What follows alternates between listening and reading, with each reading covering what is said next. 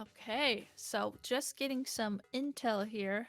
Looks like we were waiting for Div 9 and the 3rd edition versus Anime Thighs and Div 9. I'm going to call them Div 9 for short. Div 9 has actually won the set 2-1 and will be moving on here, which we will see on stream in momentarily, to fight Revenant. So it'll be Revenant versus Div 9 and the 3rd edition. All right, well, let's see what Div 9 looks like.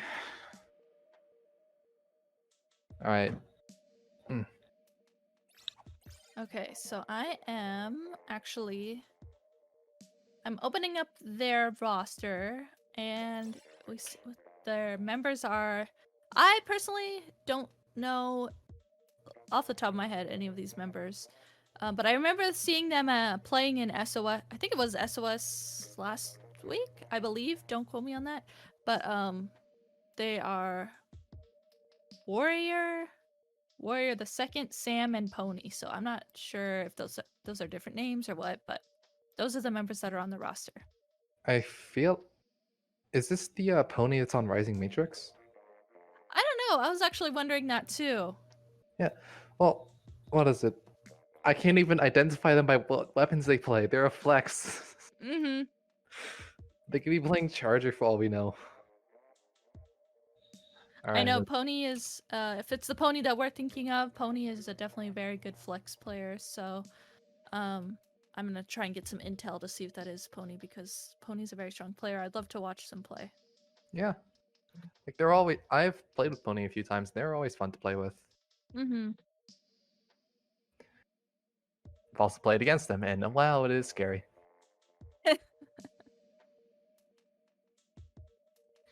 All right, let's see. So we seem to just be waiting on one person. Well, what do you have any comments to make about the map mode, Splat Zones, and Anchovy? So, this is going to be another best of 3 set that we're going to be watching. Game 1 will be Splat Zones on Anchovy games. You know, not knowing what Div 9 really plays, I don't have any, I want to say, thoughts about weapons from their end. This map and mode together, though, definitely is... I personally have a lot of fun playing it. I think it has potential for lockout as well. Do you have any thoughts about it yourself? I want to see Emmet use an E-leader. That's my only thought. I want to see an E-leader. I actually have never seen Emmet play E-leader out of the backline weapons that they play, I think. Usually they would go unscoped charger if they're going to play a charger type weapon. Do you think they're going to go Explo? I think they're either going to go bamboo or unscoped charger. That's going to be my guess. Well, then I want to see the unscoped charger. They're probably going to go, what is it, just unscoped charger. Actually, interesting. I've never really heard anyone mention just unscoped charger. They usually just say charger and then specify scope charger. Yeah, through commentating, that's kind of like, I just say that to make sure it's stands out. Yeah, okay. Is that because... I'm curious, is that because you see more scope chargers? Yeah, I usually see more scope chargers than unscoped. Okay. Yeah, I had a friend say, like, what is it? Unscoped chargers are more common than scope chargers. And I just think back to, like, my days in commentating. I'm like, no, they are not. All right. Well, it's good to see another unscoped charger player. Those are always fun. I mean, when I think of, Power, Dura, they all play scoped. Ice switches between them. But yeah, I feel like normally I see scope chargers for some reason. I don't know why. It's because that little extra range really helps in charger 1v1s. Sure, the mobility and the awareness of the scope charger is always nice. That helps you combat other people. But against charger 1v1s, that little extra range is going to help a lot. It's going to give you the advantage. All right, and speaking of chargers, there's actually none on the map here as we go into game 1 of round 5 losers side of the bracket. So actually, Emmett is using the Sea Jet for their backline of choice, and then Div9 over here actually has no backline type weapon. Their longest range is the 96 Scal. I was not expecting no backline, to be honest. Well, no, it was the C-Jet. I was not expecting the C-Jet. The Ray is actually a pretty interesting choice. I can get it, but I personally would have went for a Force Cap special, like a Bomb Rush. One that I can just use to just take the zone. But let's see Yeah. what Emma can do. Yeah, maybe, Emma's just more comfortable with that Sea Jet. Definitely a weapon that I've seen them do very well with, and they pair it very well with their teammates. So right now we see Revenant here trying to push up and get control of the zone.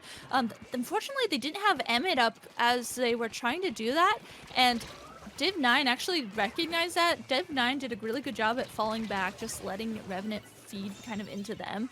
And right now, the zone has actually switched over now to Revenant's side. They realized that they got a triple down, and now Revenant here is trying to paint up the zone, trying to get specials ready for a counter push, and trying to safely push up as well. Okay, that was a horrible time to Ray. He couldn't really, Emma couldn't really see it. What is it? Or rather, it was just unfortunate. He raid right before, what is it? He was about to get flanked. Ultimately, flanked seemed to have not really went for him. Instead, an Inkjet decided to blast him out. But Mhm. still unfortunate. Yeah, just unfortunate timing, and you can see that Revenant is having to play really fast. I think that's the thing that I'm seeing. They're trying to figure out how to match the tempo that Div 9 has right now, because Div 9 has no backline, and they're actually playing very fast, very aggressively. So you can see that Revenant is trying to match that aggression. And Emmett here using another Stingray to try and get a pick from the distance while they wait for their teammates to push up. Though they didn't have any teammates up around them to really try and utilize that Stingray. So now Div 9 pushing up once again. They have armor on them as well. So they're using that armor to push up very aggressively. And they're doing a really good job at just trying to hold Revenant Street area. I want to point out, I think the Ray at this moment can't really be used to get picks. It can only be used to just cause disorder. I think Emmett might have known this, and they're just doing a raid just because they had no other great option. Uh, but I'd say it's not really going to get him picks. At most, it's just going to damage people. What really had to have happened was he had to have raid right as a few of his teammates are going to go in, at least one person. And I don't think I really saw too many people going in with that ray because they really couldn't. It was just they weren't ready.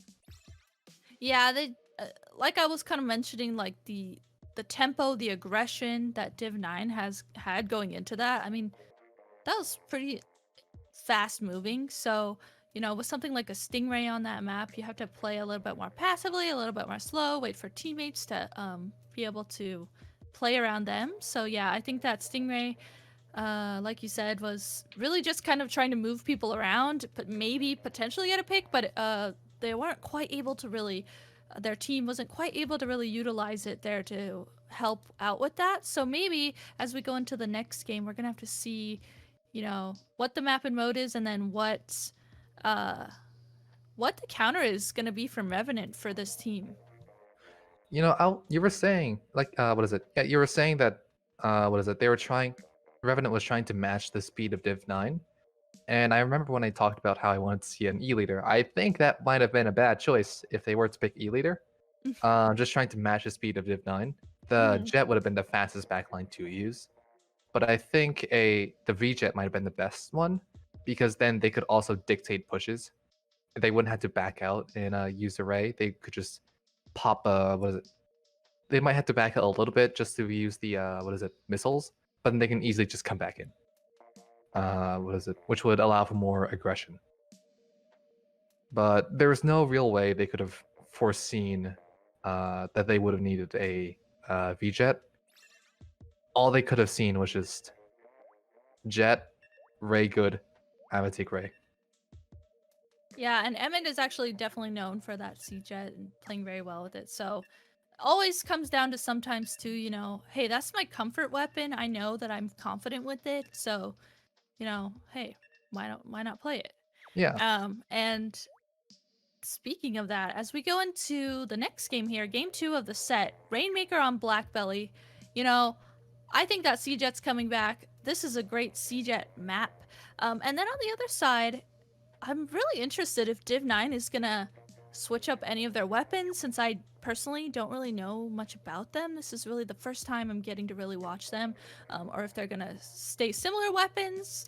I'm excited to see how they end up trying to work around this map and mode with their weapon choices.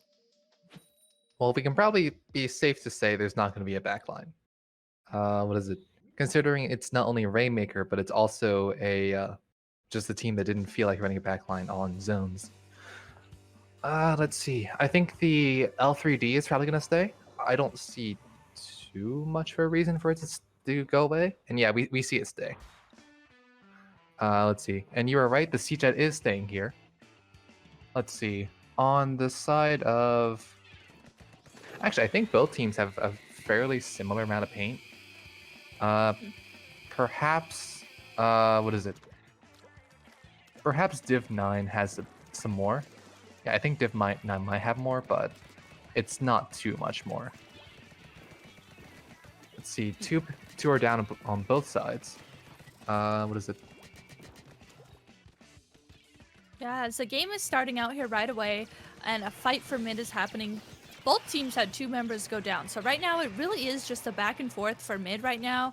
Looks like Div 9 has popped a Booyah Bomb and grabbed the Rainmaker as well, and they did grab the Rainmaker and use that special to try and push with it, but Emmett had this Stingray, ready, and was able to just immediately stop that Rainmaker.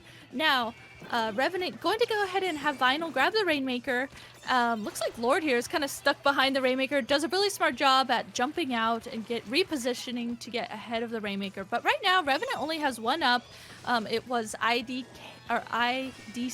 and it looks like they are saving their missiles. Revenant is probably back in their spawn, trying to get ready for counter specials as Div 9 is starting to push the Rainmaker. Yeah, those missiles really just have to stall the Rainmaker. And there we go, there we go. Missiles painted the Rainmaker right in front of it. It couldn't move in, and then someone just went in for the kill. That was nice. That was really good job for IDC. IDC here, just their whole team was wiped, but they did a really good job at backing up, saving that special, and using it to stop the Rainmaker. And now Revenant now in control of the Rainmaker, pushing it up even further, getting 22 points on the board. And on the other side of the board, Div 9 is completely wiped, and Revenant is doing a really good job at just completely Yes. pushing the Rainmaker, and they dunked it just like that. Immediately, we're able to take advantage of Div 9 being completely wiped and just dunk the Rainmaker just like that. I love the special uses from Revenant, the missiles, the armor, the rain, the Stingray, they all played a part in the defense and the pushes. Yeah, the specials were just absolutely beautiful. You couldn't really use them too much better. Like, it was just real nice. That was really nice. And on the other side, Div 9, I had noticed it when the match first started, but I didn't say anything. But they had in that game, they actually went for double armor, so the 96 and the junior with the double armor. So I think that was definitely interesting and push. Armor is good, but they didn't really have specials to be able to kind of outreach, I want to say, like Revenant did. So I think that really helped Revenant. Yeah, I think the longest reach special they had was a what is it? Was an inkjet, I think. They had a Booyah While Bomb as well. yeah, a Booyah Bomb and an Inkjet, which can be pretty long range weapons or specials, but the Booyah Bomb, Booyah Bomb and Inkjet, you don't really want to be using it at its max range because then it's just harder to hit something with. Mm-hmm. While Revenant had what's called Stingray and what is it? Missiles, both weapons which technically have infinite range and can work at any range really. Well, any long range. Mm-hmm. What is it? I'd argue that their specials were just a bit more meaningful. Like double armor is cool and all, and they definitely had specials that could capitalize on double armor, but I just like the special choices of Revenant more. Yeah, and Revenant did a really good job at using them together, not, separating them or anything like that. So, as we go into the third game of this set, this is going to be game point here. So, tower control on Mako Mart. We're seeing Emmett here immediately using this Stingray. Doesn't get any picks, and unfortunately, there's 3 down. It's just Emmett up here left on the side of Revenant. So, Div9 is going to take advantage of that, grab the tower, and start pushing it here at the first checkpoint immediately. I'm gonna be honest, I really feel for Emmett when you pop a Stingray, and as it ends, you notice that your entire team's dead. That's just so painful. It's like when you armor, and what is it? Your entire team dies before they get the armor.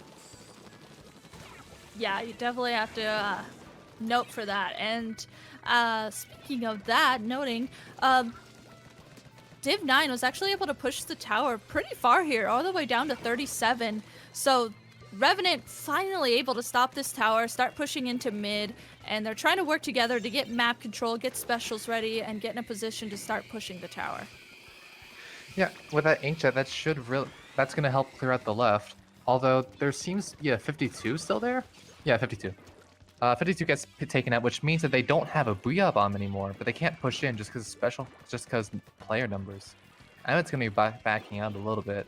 Now he's repositioning on the right. Seems like they're nearly poised to come in, but they're just looking for that little bit more of an advantage. And it seems like Revenant now has that advantage. They have that player advantage. They popped a special.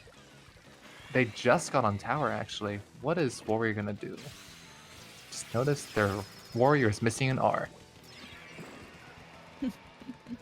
So Revenant tried to push the tower there, and unfortunately 3 go down on the side of Revenant. So Div 9 doing a really good job at taking advantage of that.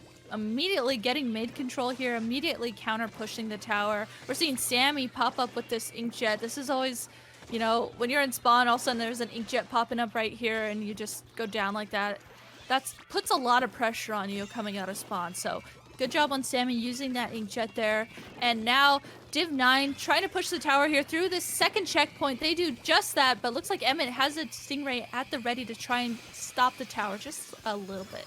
But all it's really going to do is just stop the tower. It does seem like, Revenant is going to be fine with the hold. But yeah, that's basically a wipe up there. Emmett is going to just come to the mid and paint. Seems like the junior wants to pick on the, the C-Jet. But there are just more numbers in mid. The try might actually get a sneaky pick. Oof! The try tried going for a pick on the junior, but nope. Junior fights back. I mean, while the junior isn't the best combating weapon, it has splat bombs. It can still do something. Junior definitely can still take on fights like that, as we saw. And as they were starting, Revenant was starting to push the tower, get a few more points on the board. 3 go down on the side of Revenant, and now Div 9 calls out the last member there of Revenant. Sammy, once again, popping another inkjet in the same position, gets another pick with that inkjet. And I love that Div 9 is recognizing that, hey, we have man advantage. We need to just push the tower as far as we can on the other side. They've been doing a really good job at that. So they did that again, making it that much harder for Revenant to be able to push into mid to push the tower at all. So Revenant, once again here, it's kind of going back and forth quite a bit here. Revenant on the tower once again. We see Emmett on the tower, starting to try and push the tower. Hopefully start getting some type of push in here on Revenant. One thing I'm just wondering is it seems like Emmett's kind of always on tower as it's when it's starting on his side of the base and then going on to the other side of the base. He's just always on tower. I'm wondering if he'd be more useful just letting the tower walk and going to mid and helping his teammates there. Just try to hold mid. Because what he's basically doing is he's having his teammates fighting 3v4 for a little bit over at mid while he technically can paint for his teammates. He can still be helpful, but I think he'd be a bit more helpful if he was just a little bit closer. Just let the tower walk. Yeah, maybe. I've seen Emmett and Vinyl do a good job at swapping the tower between them, so they probably have some type of game plan that they use. Not sure if, something is amiss where they're communicating or something, they want something to go a certain way. But we are going into the last 3 seconds of this match. Div 9 was able to snag the tower there as Revenant was starting to try and push up. So Div 9 had the lead pretty much that whole entire match. And they just snuck up there on the tower right at the end and were able to just make sure they said, hey, we're taking this. And they have won the third game. So that means Div 9 is going to be moving on to losers, winners side of the bracket. And good GG's though to Revenant. It was definitely fun to watch them. To be honest, I think that might have been because the reason why Div 9 was just able to win was just because they had a faster comp. Their comp was able to get where they needed to faster and just had more openings they could take advantage of than Revenant. What is it? And while Revenant was able to get the picks, I think they might have gotten a bit more than Div 9. It's just the fact that Div 9 was just so much. Div 9's comp was just so much faster. I think that was really what helped them win that set. Yeah, I'm a full supporter of map control to be able to win the game, no matter what the comp is. I And mean, you're a junior. I think that Div 9 did a really good job at just keeping map control, and whenever they had an advantage, not only one of them was pushing up and painting, but you could see them all just rushing into mid and painting everything they saw. So I think they did a really good job at just keeping map control that entire time.